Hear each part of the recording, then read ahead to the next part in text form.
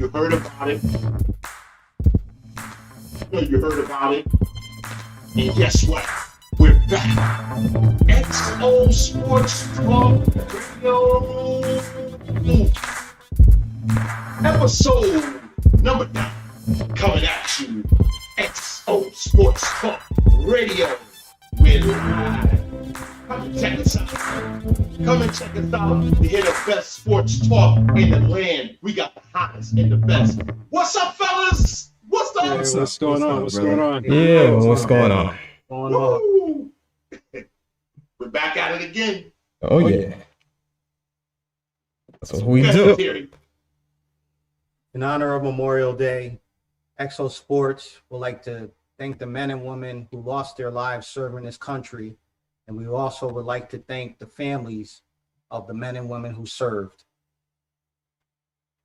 Absolutely. Definitely. Yeah. Wonderful. For everything that you do for us, we will never forget. We truly say thank you. Thank you. Thank you to all the veterans. We here at XO Sports would like to thank all and everyone for the comments on the XO Sports show. Also, please feel free to post any comments and tell us how we can improve the show. Again, thank you for watching the XO Sports show. Continue to tell family and friends. Remember, we're on all your streaming platforms. Please also hit the notification bell. Thank you very much for watching XO Sports. Yeah. Aaron, just before you jump in real quick, I just want to make a quick apology from everybody from XO Sports. We did have a couple of viewers that had posted a couple of questions in the live chat and we didn't get the answer to the end. So we want to apologize for that. But going forward, we are monitoring that and you guys join in on the platform and we'll take your questions live as we go. So thanks. Thank you. Thank you. And just to let all the fans out there know that Brian is on probation. Screw this up again, he will be terminated. We will be putting out for resumes. So,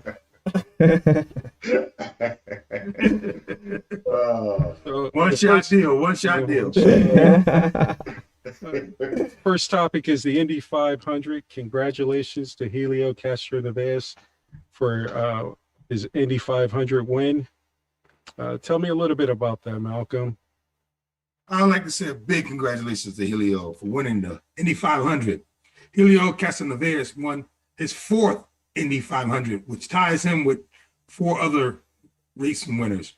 He joins the class of AJ Foyt, Al Unser Sr., and Rick Mears. Congratulations again. That's good company. Great company. And Emerson was telling us something about the first woman car owner. Yes, Beth Peretta of Peretta Autosports and her driver Simone Di Silvestro, and they are one of the first female owners to come into the Indy 500, and it's just great to see women now have a platform in this sport. And we hope that we can see a trend of this happening over the next course of the next few years. It's just a great honor and a great accomplishment for them opening this door right now. And big up to Peretta Autosports. Cool. Yeah, how about you, Terry? I just wanted to just touch base on a little bit of history around the Indianapolis 500. 1911 was the first inaugural race, and it was at that time considered to be one of the most prestigious races in the world. And the average speed during that time was 75 miles an hour. You compare that to this year's race, it was the average speed was 105 miles an hour. That's just really impressive. For me, 75 is good enough for me, just going down. That's good for me too, man. 75, 80. Yep. Depending on where you are. And what was that top speed again, Terry? 105 miles per hour. And what is the max today? That was the max this year, 2021. That's Wow. what they topped out at. Average speed. Okay. And Yeah. how about you, Brian? I'm gonna tackle a little bit off a little bit. Emerson was just saying, Beth Peretta, being the first woman owner is a great accomplishment. Absolutely. You know, just seeing off of the idols that are some of the drivers that I know, the Mario Andretti, Bobby Unser. So to see woman involvement in that capacity, it's a great thing. Love to see it. So Yeah. Awesome. For me, congratulations to Helio, the second oldest to win the Indy 500 at the age of 46. The oldest driver to win the Indy 500 is Al Unser at the age of 48 in 1987. Mm. His brother, Bobby Unser, a three-time Indy champion, was previously the oldest driver, oldest at 47 to win in 1981. And you know, when you take a look at the Indy racing today, you had over 130,000 fans back in an outdoor arena. That's the biggest so far. Major. wow. Wow, that's major. Yeah. The country's opening up, man. Listen, this is great. This is Yeah. great. Welcome back, fans. Yeah, Welcome back to that's good. sports. It's great. And I think that's awesome. And at the time when Indy was really big on television, you're going back to the 70s, the 60s, where there was no Comcast, there was no cable channels. You had your ABC, CBS, NBC, and ABC was it for Yeah. IndyCar racing. Memorial Day weekend, get ready for the Indy 500. Get ready. Yeah. Mhm. ABC has sports on lock. Yeah. Yeah. That was it. Worldwide sport. Yeah. Worldwide sports, the agony of defeat. Agony of defeat. That was the best one ever. Those are the good days, man. Those are the good days. Let you know life is a tumble. You just gotta get back up. Definitely. Oh, man. That's most of us in life. One foot on banana peel, the other one in the grave. Yeah. But I remember watching the Unser brothers back then to see just how competitive they were. And that's a major accomplishment between two brothers that won 7 IndyCar championships. Yeah. That's great. That's Yeah. really good. That's great. So I think my next car will be an Indy car. I'm gonna just drive one of those around town. but once again, congratulations, Helio Castroneves. Congratulations on that. Congratulations. Guys, me, Brian, Terry, and sometimes Emerson on the Sega Genesis, we would play hockey, and we call it old time hockey when we got a chance to check each other against the boards. So tonight, maybe you might see a little bit of old time hockey with the Toronto Maple Leafs versus the Montreal Canadiens. Woo! Game 7. Game 7. Winner go Game home. 7. Yeah. Emerson, who do you have? Listen, I like both teams. I love the grittiness. I love their fight. I love their spirit. But it's game 7. They're going head to head. I'm going to ride with Montreal. I've had a chance to visit Montreal a few times as a youngster, and so Montreal, I'm going with you, baby, tonight. Game 7, Montreal. Don't let me down. How about you, Malcolm? Well, Montreal is like the New York Yankees of hockey. And I'm definitely going with the Canadians in this one. I mean, the Maple Leafs have some great years in the past, 10 years or so, 10 to 20 years. They had some great years. But I'm going with Montreal Canadiens. They do. Mm. And how about you, Terry? I'm gonna go with Montreal. They started the series off kind of rough. They only scored like 4 goals in the first 4 games, and then they turned it around. The last 2 games, they scored 7 goals, and they also took the last 2 games to overtime for the win. So they've got the momentum right now, and I'm going with them. And you, Brian? Myself, I'm going to go with the Canadians. I believe it's going to be a very physical, exciting game. But I definitely think Canadians are going to pull this one out. Well, the Toronto Maple Leafs had full control of this series at 3-1, but squandered the past 2 opportunities to close it out.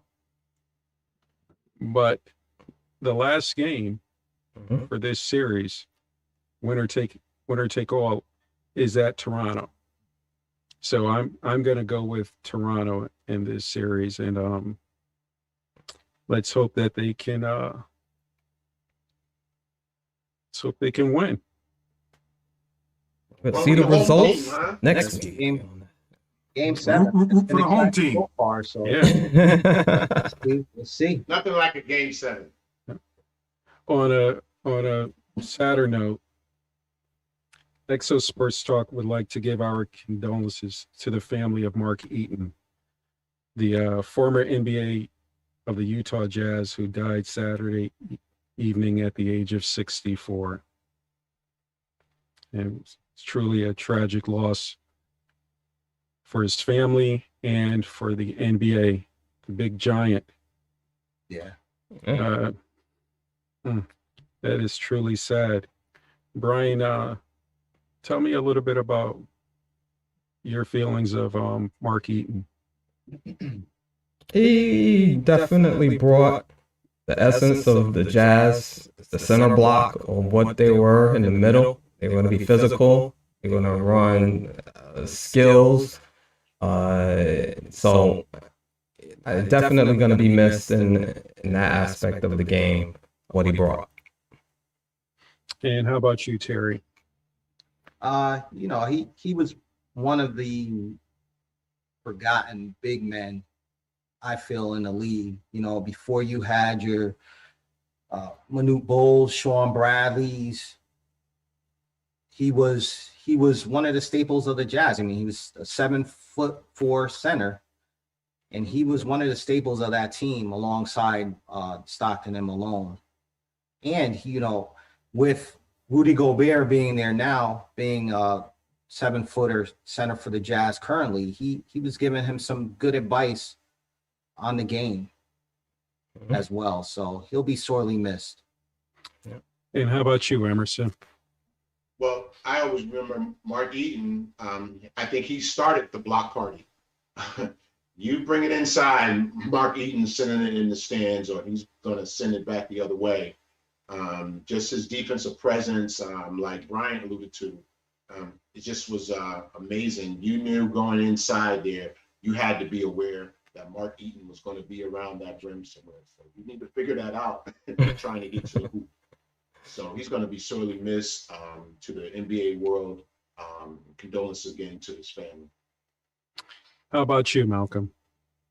Well, Mark Eaton was, few-time Defensive Player of the Year. He definitely was a shot blocker and, guarded that rim well and was a staple of the Utah Jazz defense. He will, it's a sad story to hear, anyone passing like Mark Eaton or any, future players, old players. I'd like to send my condolences out to his family and, friends and loved ones, of course, That's it. Mark Eaton played 12 seasons with the Utah Jazz from 1982 to 1993.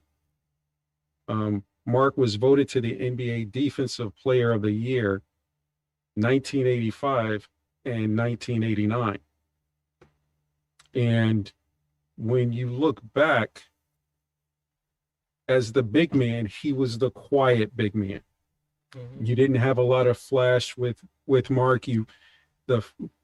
The big men that they really talked the most about was Patrick Ewing, Akeem Olajuwon, and those guys. So Mark was a professional, went in there, did his job, and he was the quiet giant. And once again, we give our condolences to the Mark Eaton family. Absolutely. Yes. Moving on to the NBA playoffs, the first round, the Utah Jazz and the Memphis Grizzlies. How do you see that one going, Malcolm? I'm definitely taking Utah. Utah, they got the shooter back, the boy, Donovan Mitchell, he can play. I'm definitely taking Utah because they go on him. He's basically their spark plug, and they're playing great. They move the ball well as a team. They play team defense and they move the ball well. So I can't see Memphis getting past Utah. I'm pretty sure I said it before, but I'm saying it again. It's Utah. How about you, Terry? I'm gonna go with Utah. Donovan Mitchell coming back in the starting lineup has been a big plus for them. He's the key factor there. He does everything. He can handle the ball, he brings it up, he can score, and he's moving the ball as well. But they're moving the ball, like Malcolm said, well as a team. Memphis, they're still young. They'll have their time in the spotlight. But Utah's the best team in the league. They were during the regular season, and I see that playing out in this series. Emerson? I like this kid named Ja Morant. I don't know if you've ever heard of him before, but he's bringing it night in and night out. Listen, I have big respect for Donovan Mitchell in his game, Rudy Gobert and those guys. But I'm telling you, if they sleep one night and not try to figure out a way how to stop Ja Morant, they're going to be in trouble. They will slip up, and Memphis will sneak back in this series, and anything can happen. I like to use that term from the NFL on any given Sunday, but any given night here in the NBA, especially with that superstar there, Ja Morant leading the Memphis Grizzlies. So watch out. I have Memphis shocking the world, coming back winning this series. And how about you, Brian? Well, I'm not shocking the world with that one, but I do believe they have played well. Memphis, I give them all the credit. Young team, you can see the two stars blossoming. Ja and can't think of the kid's name from Aaron Jackson Jr. No, I can't even think of his name. He's from Dylan. Yep, exactly. Yeah, no. But they both were playing lights out. But Donovan Mitchell was just put Utah right back where they needed to be, and I could see them just taking over that whole series after this. Well, my feelings is this: steaks on the grill, get it off. This is done. So I don't see Memphis coming back. I think I'm glad to see Memphis go this far in the playoffs. They're a young team, and they will learn from this. But get the A1 sauce ready for the steak, because it's done. Ja Morant. Oh yeah. Miami Heat, disappointing first round exit over the Milwaukee Bucks.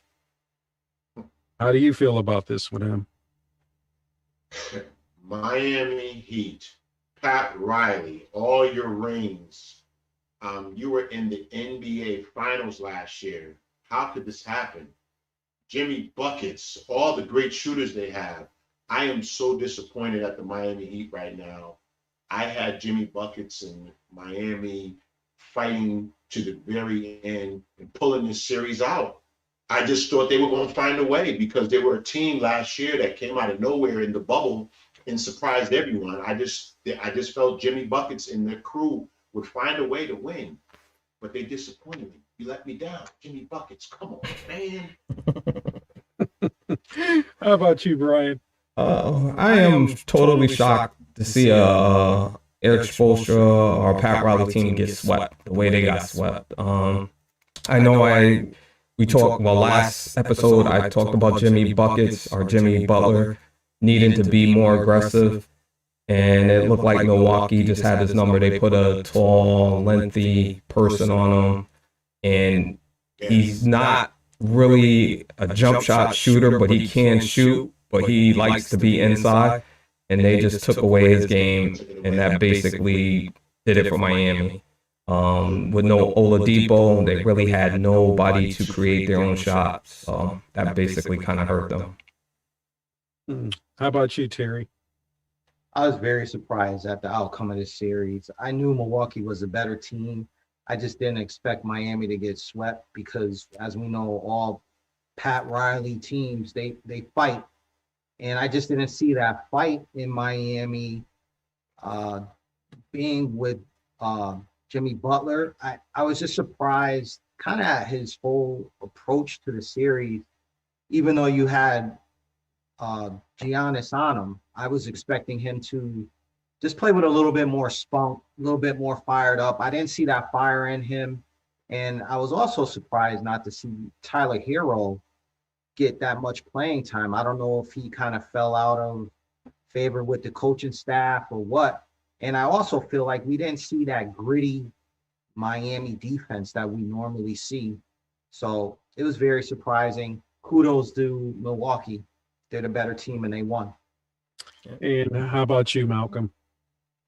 Well, yeah, the sweep was a surprise. I agree with that. You know, I thought they at least won 1 or 2 games, but we knew that the Milwaukee Bucks were the better team and they were playing better basketball. But Miami got hot last year in that bubble. When I say hot, they got blazing hot in that bubble. And they surprised a lot of people. They made it to the finals, which they earned, but they didn't win it.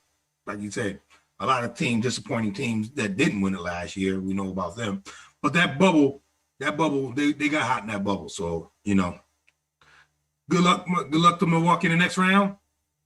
Miami, I ain't gonna say it's disappointing. I just didn't think you would go far anyway. Yeah. Miami really disappointed me. I had Miami to surprise a few of the top teams, and they didn't do it. And Pat Riley is going to have to retool. I think Pat Riley's going to have to get another superstar to go down there with Butler, because if he's going back there with the same team, it's going to be the same results.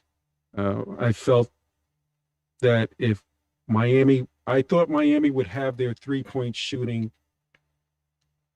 ready to go by the playoffs, and they didn't. And they're out. 1, 2, 3, 4. Sometimes you live by the 3, you will surely die by the 3. And the main thing is their 3-point shooting. Let me just add this.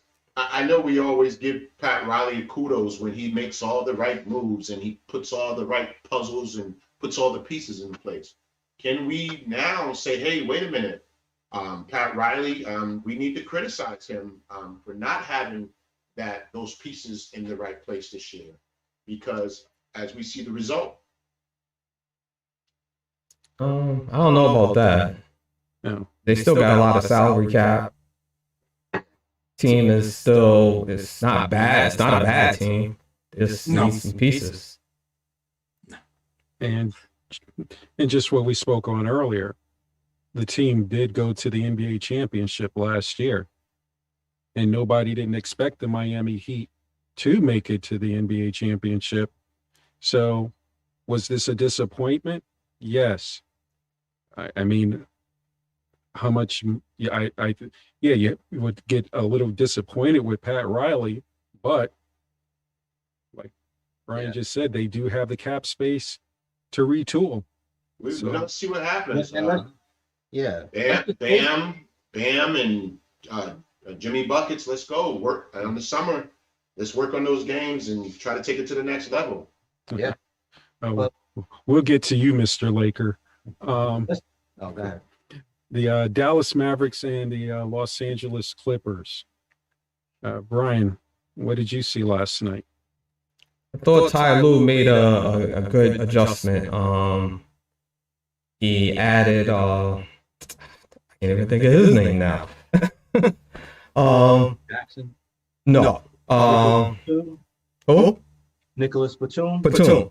Yeah. Yeah. He added Batum, which gave them the flexibility to change and switch on everything and always have length on Luka, which was killing them. They was just picking and rolling and he was switch. But now with having some length on him at all times, he's basically having to work for every point that he has to get. Everything is not going to be easy. And I like the mentality that Kawhi Leonard came out with. He just came out in beast mode. He was taking the ball to the rack. He wasn't just settling for jumpers. And Paul George had a great game. Can he do it again? That's another question, but he's been playing decent. So if they can continue with the mentality that they have, will they sweep them in the next 3 or next 2? I think it may still go a game 7 though. And how about you, Terry? I'm just happy, honestly, that we have a series. This is an actual series now. It's tied up. I'm glad that the Clippers did show up, especially Paul George. I was a little bit worried. You know, you're talking about if they would have got swept, or even if they lose this series, his legacy, in my opinion, is kind of in danger. Well, what type of player is he going to be known as? But I agree with Brian. Ty Lue made a good adjustment with Nicholas Batum defensively. They're able to switch out on Luka. Luka did. I also like to give Luka credit. He fought through a neck injury last night. He played through that. He's got some nerve damage. So we're going to see how that plays out. And I think in order for the Mavs to win this series, Porzingis is going to have to show up big time. And we haven't seen that yet. And how about you, Malcolm? Well, no doubt, Luka's a baller. We all know that. I mean, he's slow motion with it, you know, slow motion with it. And he be getting it, yo. Luka got that touch from the perimeter, and the man can just play, and he can see the floor well. And he's truly one of the up and coming, or if not already, is the superstar of the NBA. But I picked the LA Clippers anyway. So if they play that defense and Paul George shows up, Paul George has to show up because Kawhi is doing his thing, period. Kawhi is always going to play defense. Kawhi is always going to get his shots. Kawhi is going to knock some down. Kawhi going to come out with 28, 29 points a game. We need Paul George to show up with at least 22 to 25 points and play some good defense. I watch Luka roast him, so he needs a shut, and they need to shut everybody else down. So Clippers are doing a good job. They came back, and that was a good, like you said, Tyronn Lue, that was a good defense adjustment by putting my man in the game. That was a good switch. And how about you, Emerson? Listen, the Dallas Mavericks, they're missing Tim Hardaway Jr. right now. They need for him to have a repeat performance of some of the games that he had earlier in this series. I think he's the key, and some of their other role players need to play significant minutes when they're in there. We know what Luka's going to bring to the table. We know what Porzingis is going to bring to the table. You're seeing a Paul George now. Like, I think somebody lit a fire under him. If he continues to play like this, Paul George, we know, like what Malcolm said, Kawhi is going to bring it every night, and what Brian and Terry is saying, Kawhi is going to bring it every night. But Paul George is the key to this series, and I love the adjustment as well that Tyronn Lue made with Nicholas Batum and having some length on Luka on every touch that he gets. I see Clippers coming out of this series. I don't want to say that, but I see the Clippers winning this series right now. The tide has changed. Paul George, I was really never a big fan of. I never thought that he showed up for the big games. But last night, he played like a superstar. He set the tone for the Clippers last night. And I was like, wow. Now, can he stay consistent? That's a different story. From my eyes, what I saw on Luka last night, slow and hurting. He's hurt. The pain on his face, some guys you look and they go, well, you know what? they're going to sandbag it. Luka really looked to me that he was in pain and he tried to fight through it. But if you don't get Luka on track, this series can be over real quick. Yeah, it will be. Moving Yes, on it to will. the New York Knicks and the Atlanta Hawks. Woo! Malcolm, what's going on in the Mecca? Well, right now, they got to get it together because Randall is not leading the way right now. You know, he's having not a good series. He might be scoring points, but his points ain't daggers. You know what I mean? They're not putting the stop or the hurt. They need to stop Trae Young, period. He's getting to that rim, and he's knocking down shots. If you're going to double team him like you do Steph Curry and stop playing with him, you know? I mean, because the dude can score and he can break your defense down. The key is, and we got a bunch of role players that playing with Randall. We know it's Randall and, you know, the Miracles. So it's just a matter of getting them together, you know, like Smokey Robinson and the Miracles. Like Smokey, huh? Smokey and the Miracles, Randall and the Miracles. The key is the other players got to step up too. Burks, you know, all the other guys, RJ need to knock down some shots and play some great defense, you know. The key is that's what the Knicks built it on. They got that good record in April and got to the playoffs on the 4th seed with their defense. They need to step up their defense. Hands down, they need to just step up the defense. And I'm hoping they can pull it out because they're down 3-1. And how about you, Emerson? I'm looking for Frank. Has anybody seen Frank? Got long arms. And Frank to put some defense on Trae Young. That's who Terry wanted in the game. Huh? Right. You know? Stand by that. I I stand by don't that. see Frank. Has anybody seen Frank? New York, you need to step up tonight. Step up when that next game, when that ball goes up, they need to be playing lights out basketball if they're gonna have any chance in this series. I know you got Spike Lee on the sideline and he's cheering you on. He traveled with you to Atlanta. He wore all his colors, his New York colors. But if the Knicks don't step up, Randall, I need to see what you're made of. This is when it counts in the playoffs. If they don't let Trae Young continue doing what he's doing, it's going to be a long off season for the New York Knicks. I like the Atlanta Hawks in this series. And how about you, Terry? It's gonna take a miracle, like Malcolm said.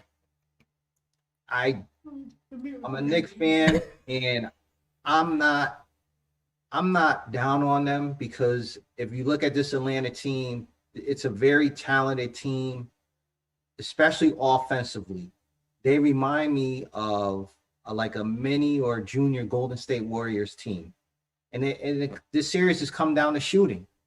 Julius Randle is facing double teams. Once he gets into the lane, he's Clint Capella's right there waiting for him to put up a shot. And right now, New York, they just don't have the shooters. And I won't even say they don't have shooters.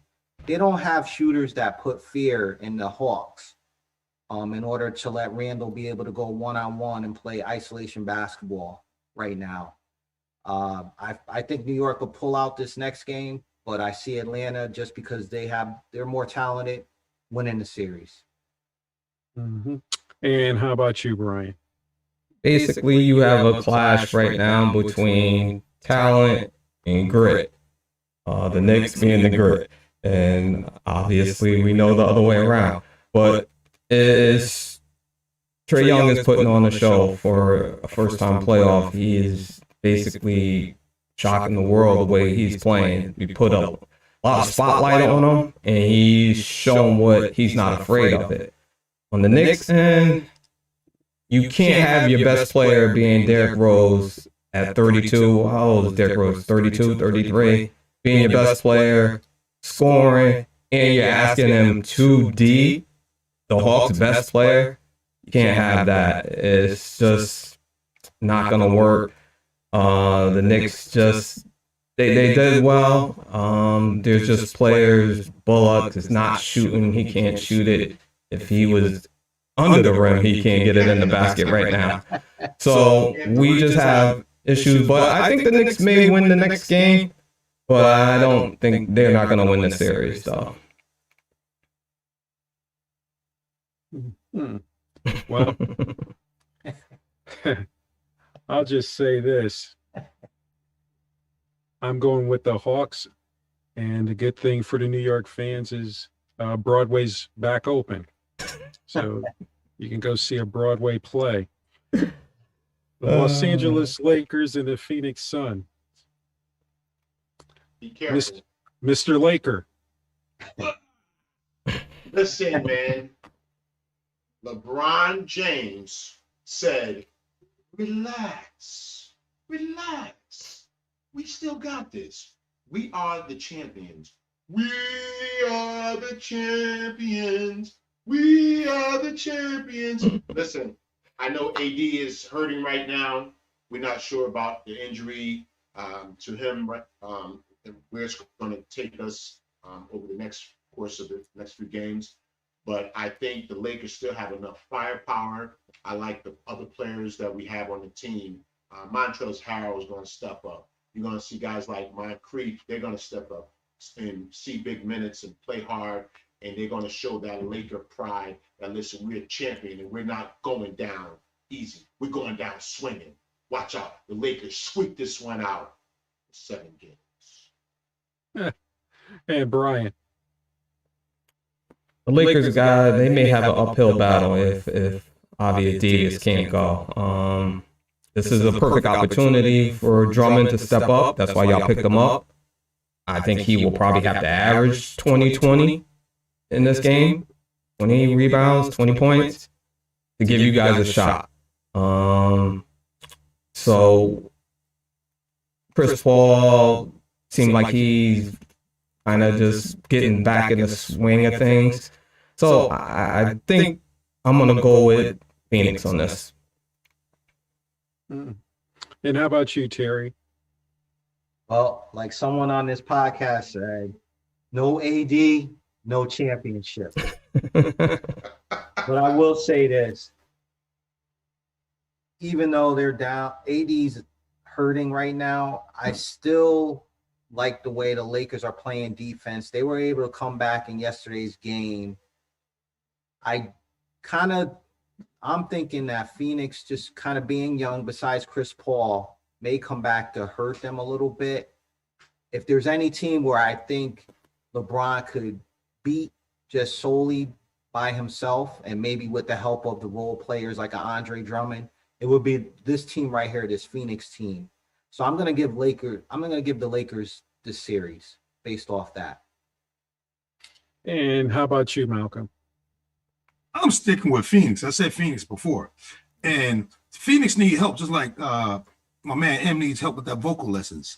I'm telling you right now, they are not going to do nothing without AD. If they don't have no AD, it's over.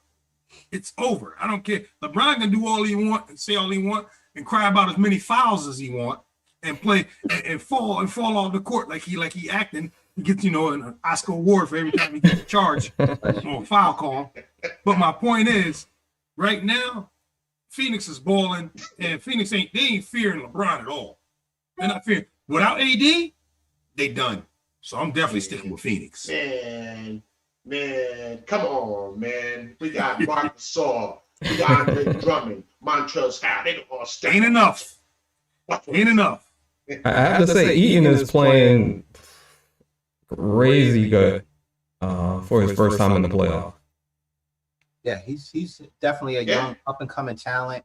That in the future he'll be one of the great players if he can, remain healthy. I see him being up there as one of the star players in the league. The future, like you said, the future. I like that. The future, not right now. Not this year. Well, my feelings is with the Los Angeles Lakers, I'm in agreement with Terry.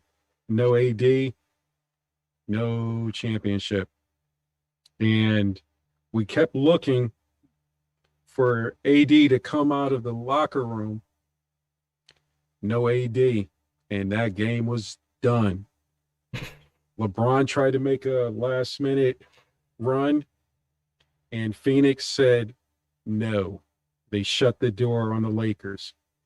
So my feelings is if AD comes out of that locker room and he plays tired, like he did to me in that first half of that game, the Lakers are on their way home. So I think I'm going to have to go with the Phoenix Suns. Denver Nuggets and Portland Trailblazers. Malcolm. Portland Trailblazers. Dame Dollar. Keep knocking them down, boy. I'll tell you what, Portland's playing good. They're playing good. You know, they're not a great defensive team. They're playing okay team defense. But Dame Dollar and McCullough's balling.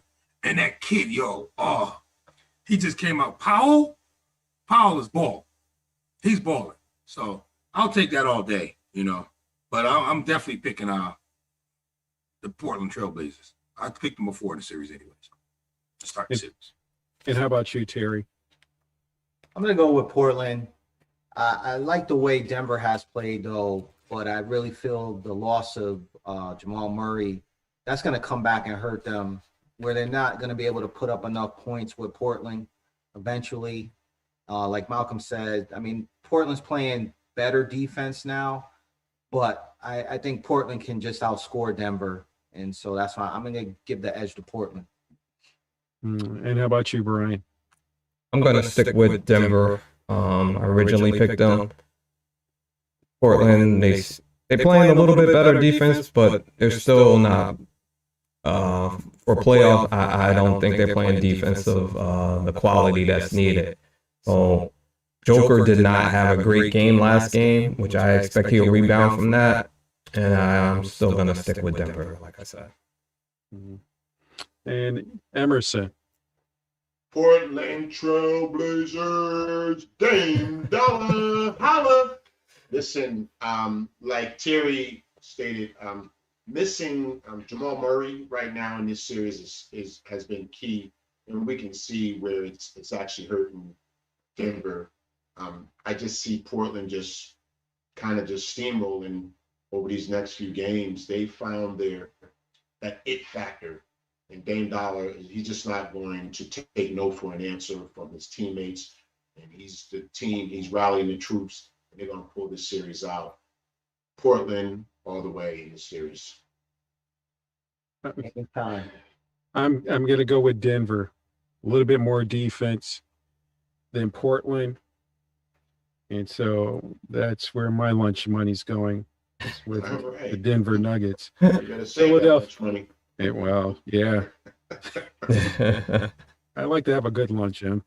Philadelphia 76ers and the Washington Wizards. Emerson. Listen, Joel Embiid has arrived, and he said, get on my back, and I'm going to take you to the promised land. He's unstoppable. Nobody can check him. He can do it all. He's one of the best big men in our game, one of the best big men that we've seen over the last few years. Joel Embiid and the Philadelphia 76ers all the way. I see them playing in that Eastern Conference final. They're tough. They're tough. Go Doc Rivers. And how about you, Brian? Is that game in Washington? Yes. It is, right? I don't care where they play at. What I was alluding to is basically, I think you can call in the custodial staff, start cleaning out the lockers. This game is a wrap. Lights out. So there you go. How about you, Malcolm? I love that custodial staff because he got the broom. Heck, they might as well jump over the broom while they got it. They're sweeping him tonight. It's over. It's over for Washington. The Wizards ain't got a chance because Philadelphia's just playing too good. And Toby's killing them. They can't stop Toby. Yeah. So it's definitely for 76ers. See you in the next round. And how about you, Terry? Philly, I think it's a sweep tonight. Philly's just, Doc's got him playing, clicking on all cylinders. Embiid's doing his thing. Like Malcolm said, Tobias Harris, he definitely showed up in this series. And defensively, I mean, they just kind of shut down Washington or dominated them. I won't say they shut them down, but they've been dominating them. Doc's got him playing good basketball right now. So sweep tonight, get the brooms out, Come out. get them out the closet. My feelings is somebody on the Washington Wizards better yell out Shazam, because that's the only way they have a chance of coming back. And so since there's no Shazam coming to save them, I'm going with the 76ers. Maybe Joe Biden will go out there and hit some shots for him or something. Come on, man. Come on, Joe. They might have to go and find Wes Unseld or somebody. I think they might be better off with Biden hitting the jumper from downtown. Somebody. New York Nets and the Boston Celtics. Brian. You mean Brooklyn. Brooklyn Nets. Brooklyn. I was expecting them to get swept, but I give Tatum some kudos for that. He showed some grit. Last game, he still showed some more grit, but they just don't have enough talent. The Nets just was clicking. They was taking turns out there of who can score the most. And Harden had 20 assists, 18, something like that.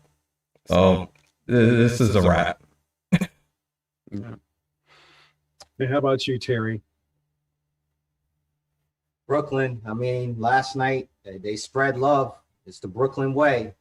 And that ball was moving. I mean, you had Durant, Kyrie, and Harden hitting, especially Kyrie. Kyrie didn't have a good game the previous game, but he showed up last night and he put his stamp on that game. And it's over. Brooklyn's winning this series. And how about you, Malcolm? No doubt, it's going to be Brooklyn.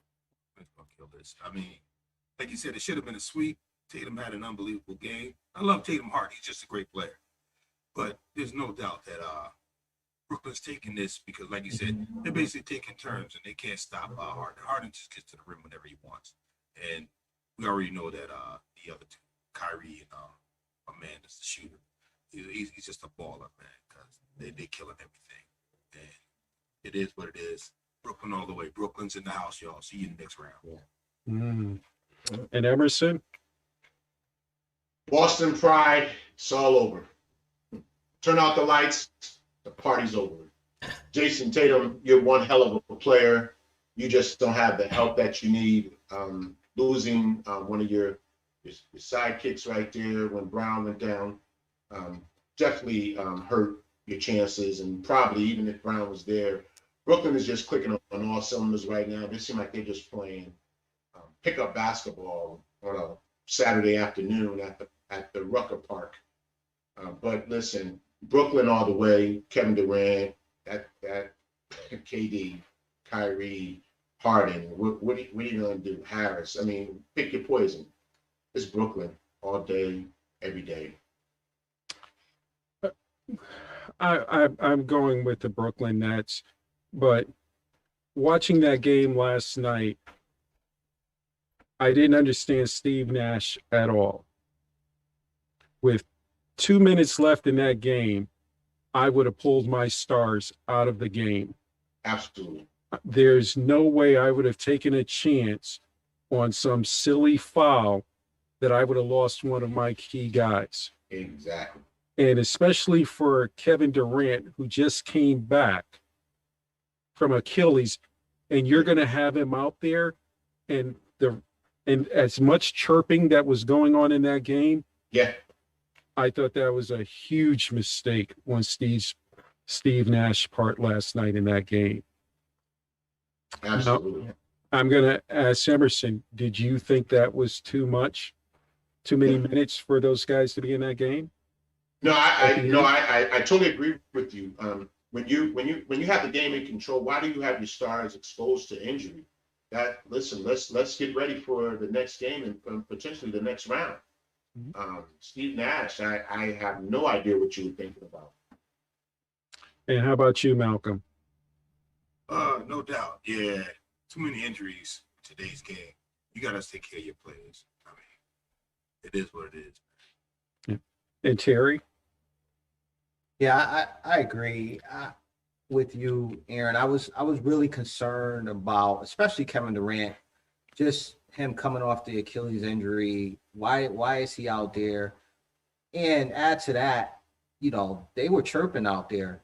Yeah. Boston and Brooklyn Yeah. players were chirping with each other, and that's when that starts to happen, and especially is getting or losing as bad as the Celtics were. That's where you kind of start to see a cheap foul, a hard foul that somebody takes comes down the wrong way, and then it's a major injury. So I wasn't really sure what Nash was trying to do there. If he was trying to make a statement, the statement was already made. The game was over with 2 minutes left. You got to pull everybody out and get them the rest that they need so they can close the series out. And how about you, Brian? I have no idea what Nash was doing or thinking. And to see how this leads to the next game. Will the refs call the game tight? Will they let them play? Will the players not forget what was done? Because it looked like they was running up the score on them.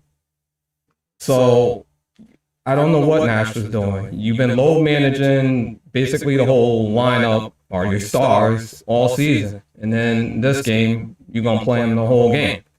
Made no sense. So we'll see how this carry over to the next game because players tend to not forget things. Right. Now, guys, the players' safety in the NBA. Last night's game, there was a bottle thrown at Brooklyn Nets player Kyrie Irving. Russell Westbrook had popcorn dumped on him, and Trae Young was spit at. What is going on with the fans, Malcolm? I'm going to tell you right now, these fans need to be under control because it's not for you. You can cheer, you can boo, you can say whatever you want. I mean, I wouldn't go as far as, using vulgar language, especially around if there's kids in the arena. But you cannot, throw anything towards these players and act like their safety is not imminent. I mean, because they're more important. They are the game. The players are the game. And security needs to do more, whatever it takes. And like I said, I'm glad that they, ban these guys from arenas. Whoever does something stupid of that act, and it's really a childish act to me. It's an immature, childish act for them to throw things at the people, spit at people, dump popcorn on the players. I mean, grow up already. I mean, it is what it is. Kevin Durant said it best, And to me, they need to take more action on those people, and they should go to jail. Simple and plain. And how about you, Emerson? There's no place in sports for this type of behavior. It is totally unnecessary. It's wrong. I wouldn't want even my home team fans doing anything like that. There's just no place for it at all in sports. Like Malcolm stated, you can boo, you can cheer, but when you cross the line of throwing things at someone or spitting at someone, you have totally crossed the line as a fan. And I'm so glad that these fans are being handled with the proper by NBA officials, that they are banned from those arenas. And as Malcolm stated, I think there maybe some further charges should be brought upon them. So that's just my take on it. There's just nowhere in sports for that.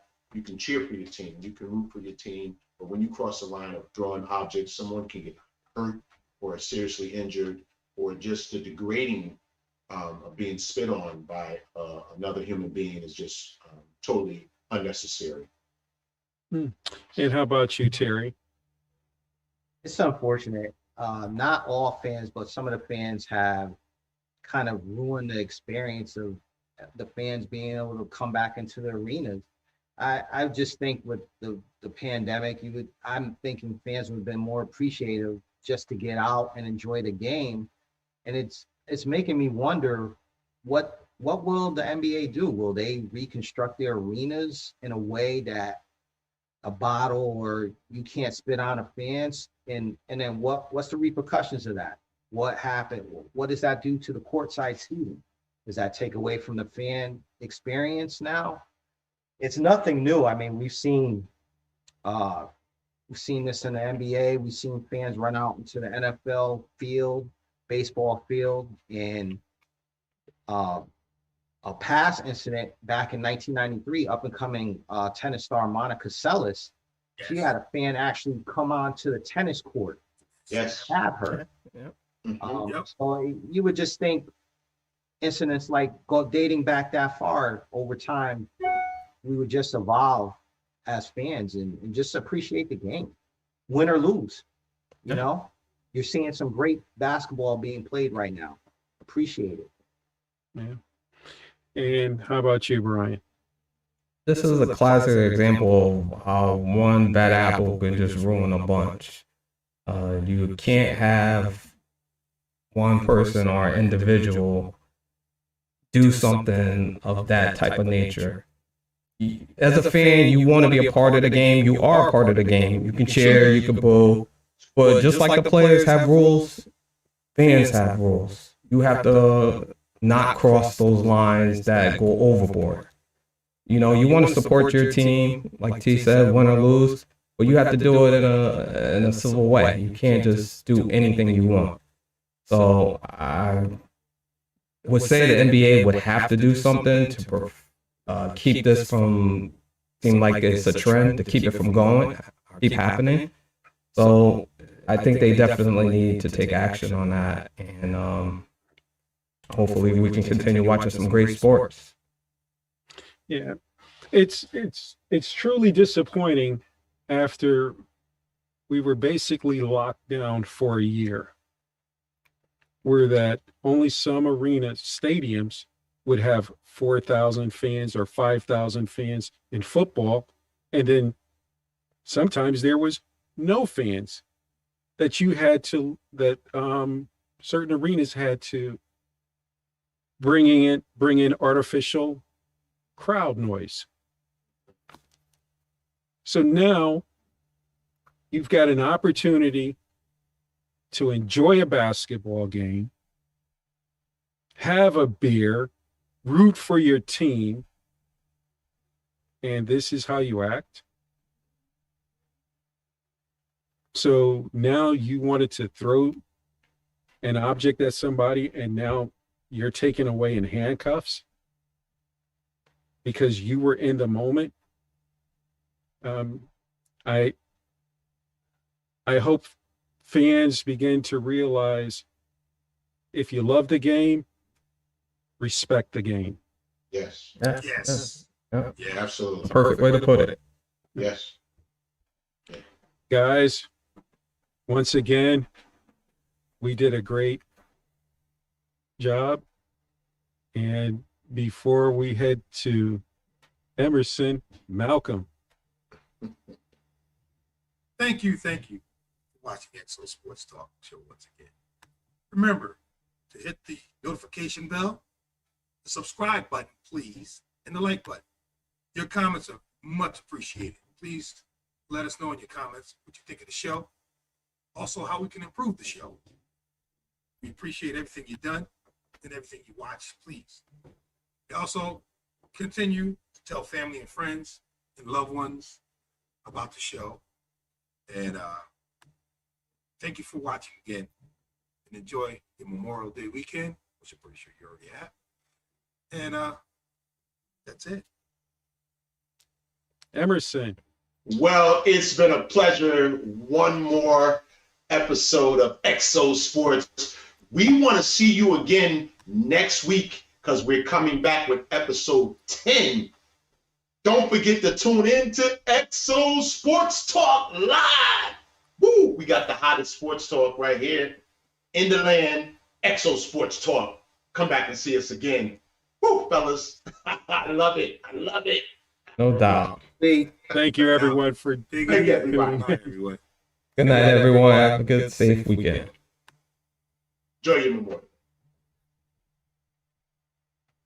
Recording stopped.